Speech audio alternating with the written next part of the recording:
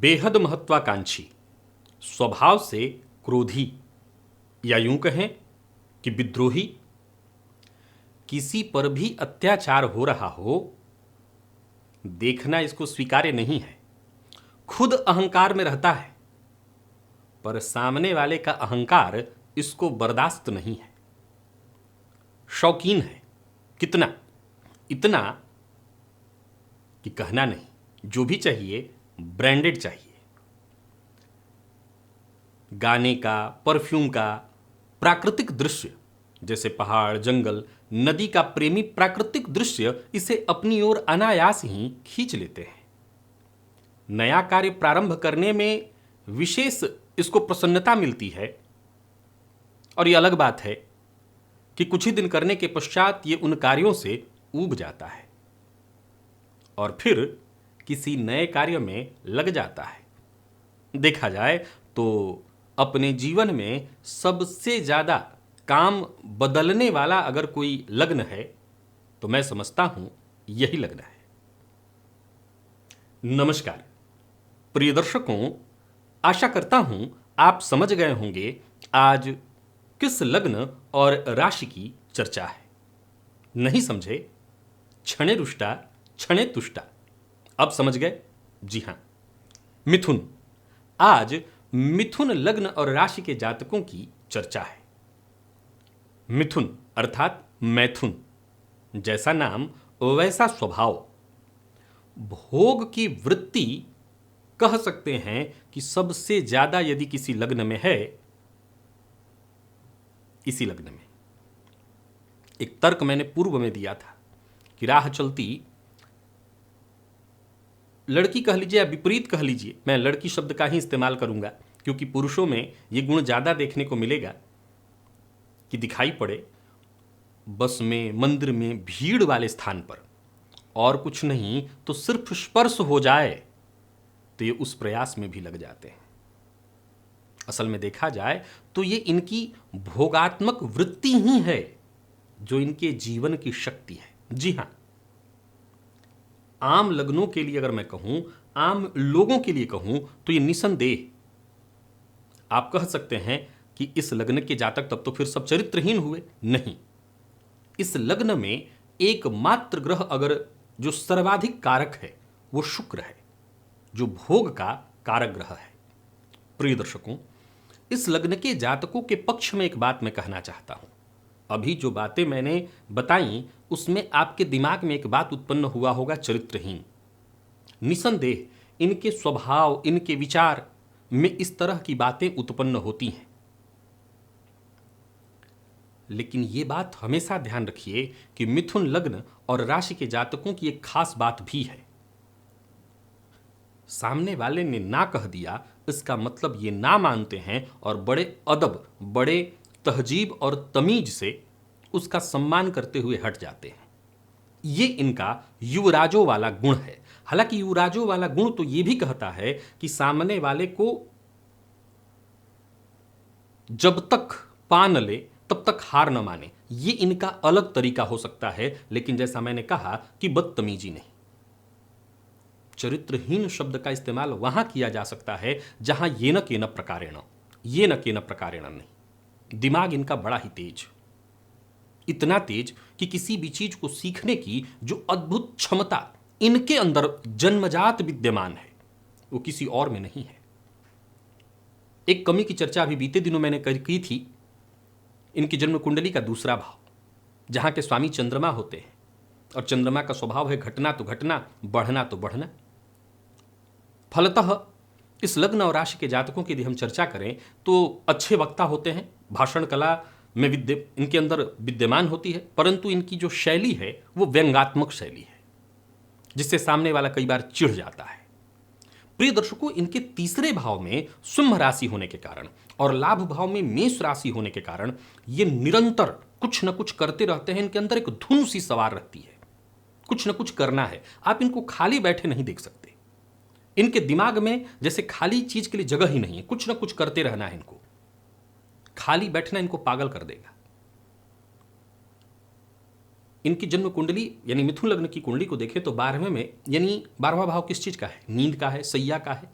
व्यय का है, भोग का है।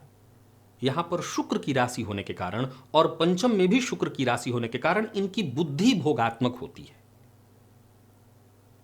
इनकी बुद्धि ही भोगात्मक होती है, इसीलिए कहीं ना कहीं ऐसा लगता है कि कहीं ना कहीं ये चारित्रिक रूप से कमजोर है। शनिदेव की राशि नवम और अष्टम में होने के कारण ये बहुत अधिक धार्मिक वृत्ति के तो नहीं होते, मैं ऐसा नहीं कह सकता कि बहुत धार्मिक वृत्ति के हैं, पर फिर भी ये साधना कर सकते हैं। ये पूर्णतः साधक भी नहीं है, ये बात भी ध्यान रखिएगा। मैंने बहुत पूर्व में एक वीडियो बना करके बताया था कि जब मोह निशा जग स्वनिहारा, तो मैंने केवल मिथुन की ही चर्चा की थी। तो मिथुन के जातक किस निद्रा में है, तो मैंने कहा था भोगात्मक निद्रा में, भोग की निद्रा में है। ये इस धरा पर आए ही हैं भोग के लिए, सुखों का भोग, नाना प्रकार के भोग।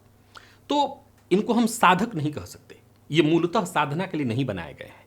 परंतु याद रखिए कि इनकी जो ये सोच है, कल्पनाएं जो इनके मन में उत्पन्न होती रहती हैं, या यूं एक सामान्य शब्दों में कहूं तो ऊर्जा, मैं शब्द इस्तेमाल करूंगा ऊर्जा।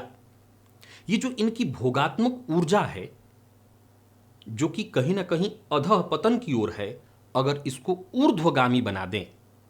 क्यों? क्योंकि इन लोगों के भीतर एक जबरदस्त गुण है, धुन के ये पक्के होते हैं। एक आध कमियां है जो शुरुआत में मैंने बताई। मैंने कहा कि ये किसी भी चीज पर टिकते ही नहीं है। मैं इसके लिए एक और बड़ा ही सरल और जबरदस्त उदाहरण आपको हमेशा देता रहा हूं। अगर आप मिथुन के हैं तो आप एक बार तो कही उठेंगे, वाह क्या बच्चों का स्वभाव कैसा। जिस खिलौने को बच्चा देखता है वो कहता है कि ये वाला खिलौना मुझे दिला दो, ये लास्ट है, अब इसके बाद खिलौना नहीं मांगूंगा। और फिर कुछ दिनों के बाद उस खिलौने को छोड़ देता है और फिर कहता है ये वाला खिलौना दिला दो, इसके बाद फिर नहीं मांगूंगा। ये मिथुन का मूल स्वभाव है। वो किसी भी चीज को पाने के लिए तुरंत लालायित हो जाते हैं। कार्यों में भी इनका वैसा ही चलता है। आज ये काम, इनको नया नया कार्य प्रारंभ करने में बड़ा आनंद आता है और कुछ ही दिनों के बाद उससे ऊब जाते हैं। कोई भी काम इनको दे दीजिए, उससे ऊब जाएंगे। परंतु ये इनकी कमियां हैं, पर भोग की वृत्ति ही ऐसी है। भोग का जो मूल स्वभाव ही यही है, वो टिकेगा नहीं। अगर टिकेगा तो भोग कहां रहेगा। आप इस बात को समझिए। मैंने कहा मिथुन, मैथुन भोगात्मक वृत्ति का लग्न है, तो भोग का स्वभाव ही यही है, परिवर्तन अनवरत करते रहना हर चीज में। अन्यथा अगर आप किसी चीज के साथ जुड़ जाए, चाहे वो आपका वैवाहिक जीवन हो, घर हो, हर चीज आपका कार्य हो, तो ये भोगात्मक नहीं रह जाएगा। इस लग्न के लोग यदि साधना में लग जाएं और इनकी भोगात्मक ऊर्जा को ही साधना में लगा दें, तो मैं कह सकता हूं कि निसंदेह ये साधना के लिए नहीं जन्मे हैं, पर फिर भी ये साधना के क्षेत्र में सफलता अवश्य हासिल कर सकते हैं। प्रिय दर्शकों, द्वितीय भाव में इनके चंद्रमा की राशि होने के कारण ये दूसरों को ज्ञान देने में महारथी होते हैं। मौका मिलने दीजिए, विषय कोई भी हो, भाषण देंगे, ज्ञान देंगे। अतः इन्हें मैं कह सकता हूं ये उच्च कोटि के शिक्षक बन सकते हैं। कुंडली में बाकी की स्थितियां अच्छी हैं तो परामर्शदाता बन सकते हैं। परामर्श देने में इनको सफलता मिल जाती है। परामर्श का काम ये आसानी से कर सकते हैं। और मैं तो कह सकता हूं कि जन्मजात यही काम इनको आता ही है, जिस काम से ये बोर नहीं होते। देखा जाए तो ये लग्न असल में, इस लग्न के जातकों के अंदर इनका जो विवेक होता है, दिमाग, मैं इनके पूरे व्यक्तित्व की एक लाइन में अगर आपके सम्मुख रूपरेखा अगर खींच दूं तो मुझे दो बातें कहनी है। इनका दिमाग, इनका चेहरा और इनकी वाणी, सारा खेल इनके जीवन में इसी का है।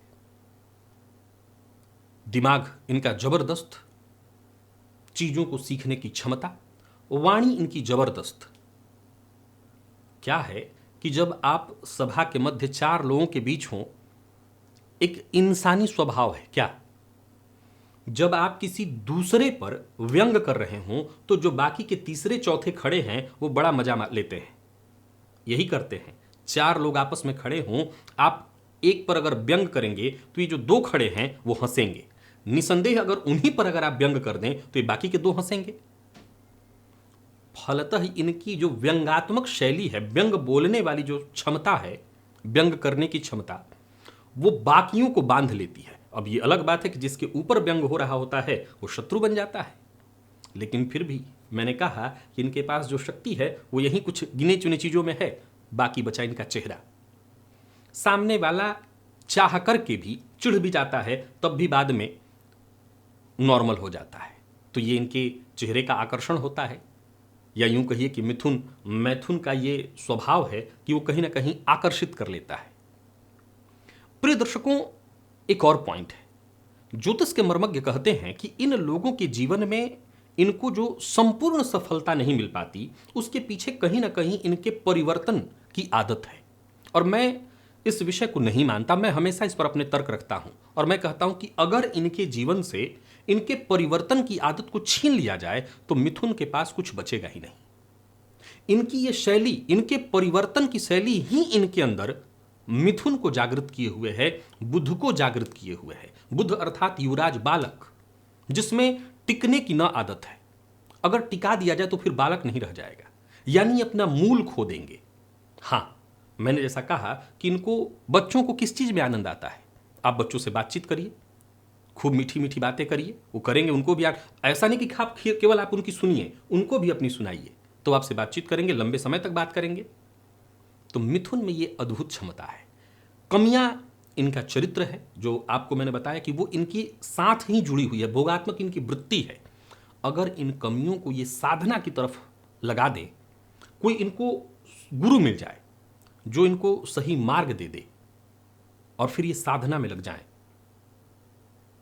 विशेष करके देवी की साधना में, तो निसंदेह अपने जीवन काल में हर सुख तो ये वैसे भी प्राप्त कर लेते हैं, साधना करने से इनके चरित्र का भी जो पतन या लोप हो रहा हो वो भी दूर हो जाता है। और कहीं ना कहीं साधना पथ पर चलने के कारण ये अपने जीवन के अंत में कम से कम सुकून के साथ तो जा ही सकते हैं, संतुष्टिपूर्ण जीवन तो हो ही सकता है। और फिर कहीं ना कहीं जो चरित्र की कमी के चलते नाम खराब या बदनामी की स्थिति उत्पन्न हो सकती थी, उससे भी बच सकते हैं।